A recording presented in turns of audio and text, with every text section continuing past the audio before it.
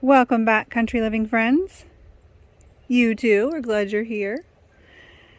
It's been 2 days since I put those seeds in, and we got over an inch of rain yesterday, so really happy with that. I don't have to water anything any sooner than tomorrow. So what I'm going to be working on today is my mess of a greenhouse. I have not cared too much about organizing it yet this spring because I was only growing and warming a few little items in here, but now I need to fill it up with individual tomato plant pots. So I'm gonna have to clean out and organize better, and I have about 45 minutes I can put into it right now and see how many plants I can get potted up. All right, I've tried to organize and move things around, moved some stuff back to my shed to give myself a little bit of space to work in here because it is cloudy and windy and pretty cool outside, and it's a balmy 57 in this little greenhouse right now. So I'm gonna try to do my work in here, and it's kind of a tight space, but it's warmer and quiet. So I've got some screened compost here that Missy Miss screened for me a couple days ago. I'm gonna mix that in the blue bucket with some coconut coir. Vermiculate. I also have a little bag of fertilizer that I'm gonna put in. I am one of those gardeners that just eyeballs it. I don't measure much of anything. I don't have my garden hose hooked up for the season yet. I mean, it's hooked up, but I'm not using it regularly in here. So what I do is I fill all these different old bottles that I have, and I use the water as I need it. And then when the water runs out, I fill them up again and use it. Because I'm not using a whole lot of water this time of year. Stuff isn't really hot. I don't have a huge amount of stuff growing just yet. But once I do, then I'll be using the sprayer hose more often to water stuff. And the bottles, not so much. No, Blueberry, you cannot come in. No, you cannot come in. I'm going to close the door again. Please don't open it.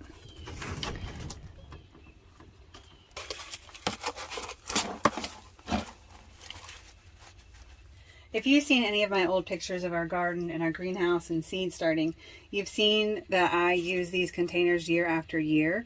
It's not because I'm washing and reusing. Some I do reuse, but probably 9 or so years ago, I went by Goodwill and I found 2 boxes full of these. I would guess each box probably had 500 of these containers in them, brand new, never used. And I paid about $8 per box. So these are the pots I've been using year after year. Every now and then I want to buy something new, that's colorful and cute and maybe a little smaller so it uses less dirt.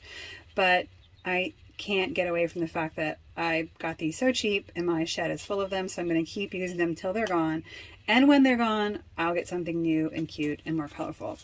I don't know the maker or anything. The only information I have is in the bottom. It says it's a 4-inch pot, product of Canada, and KORO Productions, Toronto, made in Canada. That's all I know about them. But they're a really thick, tough plastic, and anytime I sell or give away plants, I just give the pots to people. I don't even consider them a cost because, they were barely a penny each. So I did start my plants a little bit later so that they could live in these pots until I transplant them out. If my plants were already, so big by now, then before it was warm enough to transplant the tomato plants outside, I would have to upplant them again. And I don't want to do that. And I know that sometimes we have late frost. And so I realize I'm just basically never going to transplant tomato plants before May 1st. And even then, if the weather looks bad, sometimes it can take a little longer. So it's the end of March right now. So I'm giving myself a good 5 to 6 weeks that I expect the plants to stay in these pots and not have to be upplanted. Because I'm not doing that for all the plants that I do. And all I'm going to do is go in and lift the plants up from the root, and then I will separate them out. So I did these in strips this year. I knew they were only going to be in these trays for a week or so. So they're not draining trays. They're just to get them started. And I know I planted the beefsteak really thick. So that's what's in this row right here. And I'm not going to take them all out, just some of them. I'm going to let the little ones keep getting bigger before I move them.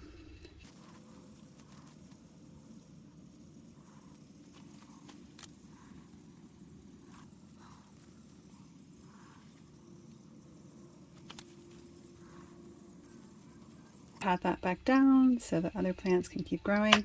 It's really delicate when you're holding your plants. It's usually better to hold it by the leaf like that,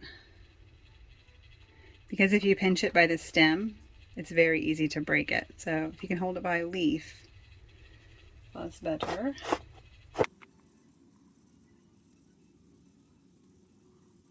Isn't it funny that I didn't really want that many beefsteak tomato plants this year, but they're the ones that I ended up having sprout the first and the most prolifically. Hopefully a bunch of my other ones that I would rather have more of this year keep growing more and more.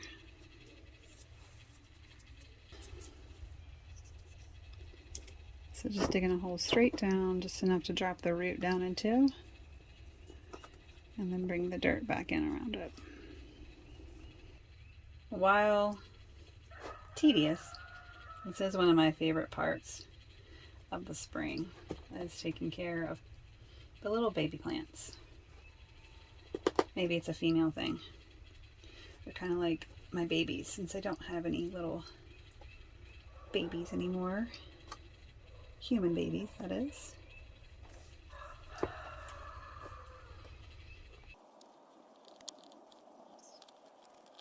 Alright, I would love to keep planting, but I need to get inside and make lunch, and then we are off to music lessons. So, I found out something existed a couple weeks ago that I did not know existed before. And if you have any problem with your writings for your plantings fading after time, and you have to keep writing them back on again, guess what exists? A UV marker. So this is not supposed to fade. It's alcohol based. It's not supposed to fade with water or sunlight. So even if it does fade, as long as it can last longer, maybe double the time of a regular Sharpie marker, that would be terrific. So because this whole tray is beefsteak, I'm only going to put one label in there so I know it's beefsteak. And then in the future, if I'm going to sell or give any of these away, then I would label them each one independently just to save on markers, so I'm not using them all.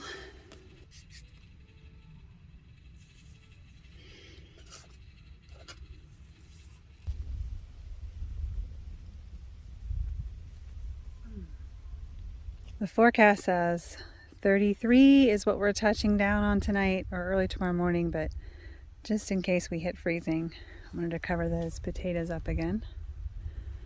I'm back from town, and I'm going to spend the rest of the afternoon potting up all the tomato plants that I can.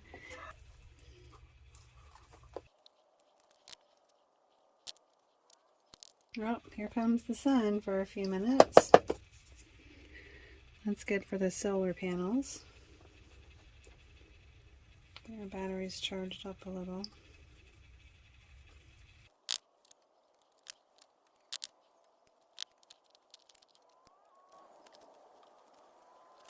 Now there are not any other varieties of tomato plants that I want to transplant right now. They're pretty small. I want them to open up a little more. So either tomorrow afternoon, Friday afternoon, or on Sunday, I'll see how many more are large enough, worth transplanting. But there are some peppers that are ready to have their own houses. So these are actually going to be in here until probably mid-May. So these are the soonest that it's warm enough to safely plant peppers. I learned after a year or two of mistakes that it's never, ever, ever worth planting your peppers too early, trying to get a jump start on them. Because the slightest bit of cold, a few cold nights, it stunts them so much that they won't produce peppers before the season's over. Or they might only have time to produce a few. I think I'm going to leave the rest in there to keep growing, and as they get bigger, I'll transplant them out too. These yellow bell peppers were from seeds that I saved from my own plants back in 2020. So they are germinating enough for me. Alright, and these are the only 3 pimentos that I feel comfortable transplanting right now. The pimentos are also from my 2020 seed saving, and I hope to have 10 fantastic pimento plants. 12 or 15 would be great too, but they are my personal favorite pepper because I use them the most cooking. I do grow all the rest of the peppers for my husband. He enjoys them. The kids don't eat too many right now. So, but the pimentos are the most used year round for our cheesy sauce. This is what I've been heating my little greenhouse with for the last year or two. And I keep it plugged into this timer. And if I know it's not going to get very cold during the night, I will just come out and turn this to the off position, which I had it off last night. But tonight, because it's getting close to freezing and some of the plants in here want to stay 40 and above for sure, I have it turned on. I'm going to turn it up a little. And from about 2 a.m. to 8 a.m., maybe 9 a.m. is when I want this to run. So I'm just going to lift that up. So the parts where it's pushed down are the hours that the heater is going to turn on and run. So you've seen these tomatoes and peppers. Here are the ones that I've planted up today. That is some basil that I have started. The rest of the tomatoes and peppers. I have some echinacea that I did cold stratification on. And I've put it out here and it has started blooming. Sweet potatoes, I've been snapping the stems off of these and taking them inside and letting them grow roots in the water. So probably tomorrow I'll take some of these off. And in this little tray, I wanted to increase my mullein plants because the mullein I have is on its second year right now. I do save those seeds, but I purposely plant them in certain locations. I wanted to increase my oregano plantings, so I planted a few more, and my sage. Chamomile, we love to collect every year for teas, so I'm going to be transplanting those out probably next week. And I've never grown cosmos before or milkweed, so this is an experiment for me. I've also never gotten a successful carnation, and I've never tried asters. So we'll see if I get any pretty flowers from those this year. So I'm pretty sure that this Harbor Freight greenhouse, the 6x8, I think it's been through 3 years so far. I'll have to check back. If we built this and started using it in the spring of 2021, then it's gone through 3 full growing years, and this is actually its 4th spring of use. This was temporary because eventually we want to have a full-size greenhouse along the side, let's see, on the southern side of our house here. So we knew that this one was just going to be temporary, but it's been very helpful. I can start so many more plants outside than I can inside with my small grow light space. And these windows, if left open on a windy day, do rip off. This one has ripped off before and it's been bent so many times that my husband rigged this, I don't know how well you can see that, this hook to keep it really closed, because the thing about these, let me show you.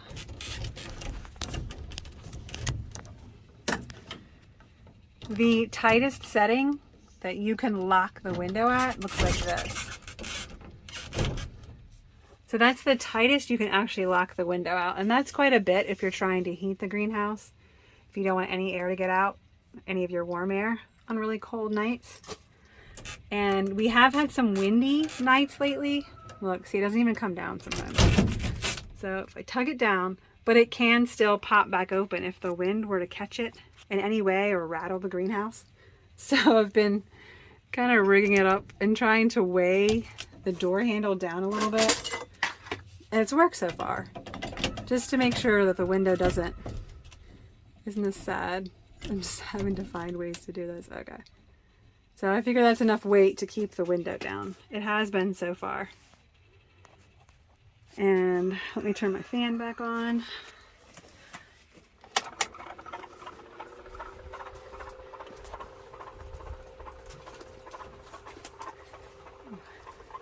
If you haven't seen the build and how my husband put these shelves in.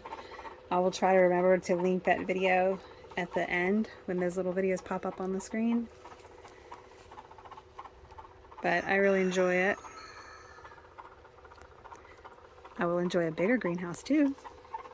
But I would much rather have this little 6x8 than nothing. So I make it work.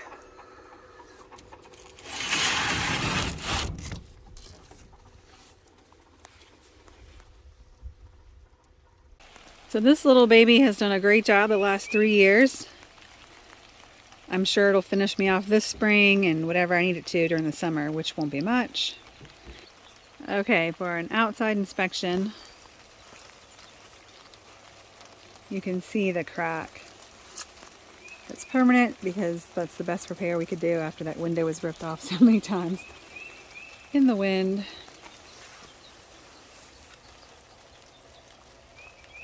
So this turned 3 years old this March 2024.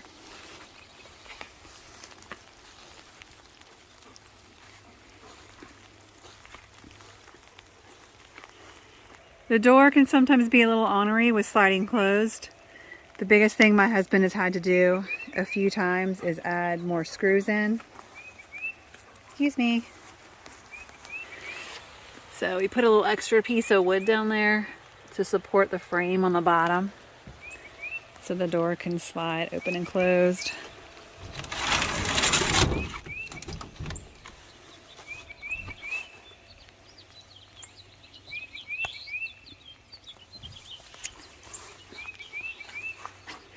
There's a little nick on the plastic on this side, but it's double-sided, so it doesn't go all the way through. So there's still some amount of insulation there. You can see vines from pea plants from last year were growing up.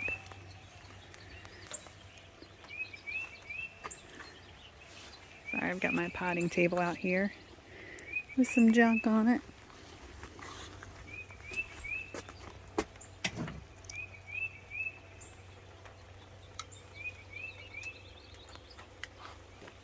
That's how she's holding up. This is all the original parts. We haven't had to buy anything new or replace anything. It is starting to yellow a little bit, but that doesn't affect me being able to grow anything in there.